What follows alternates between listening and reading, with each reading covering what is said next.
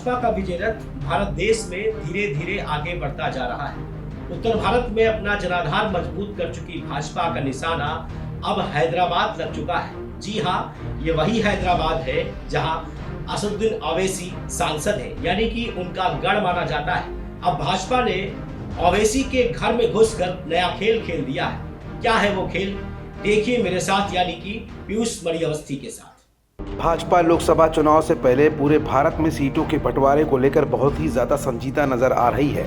जिस तरह अमेठी में भाजपा ने तख्ता पलटकर स्मृति ईरानी को उतारकर अपनी जीत सुनिश्चित की थी, कुछ इसी तरह के समीकरण अब हैदराबाद में भी दिखाई पड़ने वाले हैं। जी हां, हैदराबाद में ऐसा कौन सा समीकरण तैयार हो रहा है जो वहां पर AIMIM प्रमुख और हैदराबाद सांसद असदुद्दीन ओवैसी को हिलाकर रख देगा।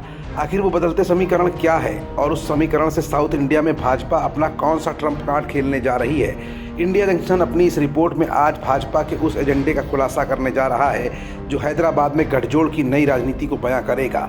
दरअसल इस राज्य में भाजपा के बढ़ते प्रभाव का एक पड़ाव कुछ महीने पहले ही हुए तेलंगाना विधानसभा चुनाव को भी माना जा सकता है, जिसमें भाजपा प्रत्याशी वेंकट रमण रेड्डी ने BRS प्रमुख और पूर्व मुख्यमंत्री के चंद्रशेखर सहित कांग्रेस के CM चेहरे और प्रदेश अध्यक्ष रेवंत रेड्डी को परास्त कर दिया था। ये बात दीगर है कि दूसरी सीट पर जीते रेवंत फिर से मुख्यमंत्री बन गए। लोकसभा चुनाव में राजग को 400 सीटें पार करने का लक्ष्य अगर भाजपा ने तय किया है तो उसे पाने के लिए विपक्ष के मजबूत किलों पर भी भाजपा ने अपनी नजरें जमा दी हैं। अलग अलग राज्यों के लिए पार्टी माइक्रो प्लान पर काम कर रही है। इसी रणनीति के तहत तेलंगाना की हैदराबाद संसदीय सीट भी शामिल है, जहां भाजपा अमेठी जैसा बड़ा फेरबदल करने के लिए जोर लगा रही है। माना जा रहा है कि पार्टी यहां के कद्दावर AIMIM सांसद असदुद्दीन ओवैसी के विरुद्ध किसी तेज तर्रार महिला प्रत्याशी को भी उतार सकती है। उत्तर भारत में अपनी जमीन काफी मजबूत कर चुकी भाजपा दक्षिण में भी विस्तार के लिए लगातार प्रयासरत है। कर्नाटक में भगवा खेमे का मजबूत जनाधार पहले से ही है और इसी तरह तेलंगाना के लिए भी पसीना बहाया जा रहा है। इस राज्य में भाजपा का प्रभाव धीरे धीरे बढ़ रहा है। भले ही यहाँ कांग्रेस ने सत्ता अपने हाथ में ले ली हो, लेकिन रनर अप के रूप में भाजपा दूसरे स्थान पर रही थी।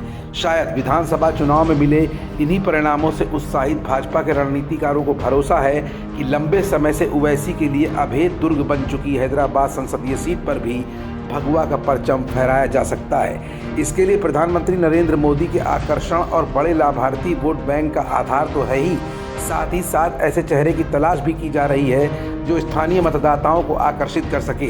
चर्चा ये भी है कि हर राज्य में महिला मतदाताओं में गहरी पैठ बना चुकी भाजपा इस सीट से अब महिला प्रत्याशी पर अपना दांव लगा सकती है।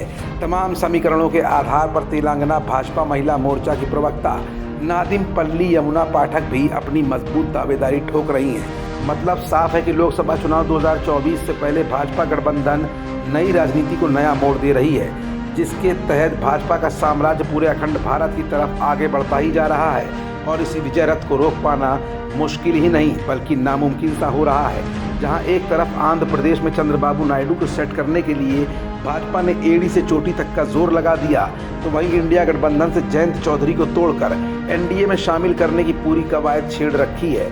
उधर बीजेपी समाजवादी पार्टी से तारा सिंह चौहान को अपने साथ पहले ही ले चुकी है और सुभाषपा के ओम प्रकाश राजभर NDA का घटक दल बनकर काम कर रहे हैं। पंजाब में अकाली दल से बात चल रही है तो पूरे भारत में गठबंधन की नई रणनीति के साथ चाणक्य अमित शाह बीजेपी के पक्ष में हर मुमकिन खेल खेलने को तैयार हो चुके हैं। भाजपा की इन्हीं रणनीतियों से पूरा विपक्ष हैरान और परेशान सा दिख रहा है और अब ये परेशानी ओवैसी के लिए भी मुसीबत का नया सबब बन सकती है।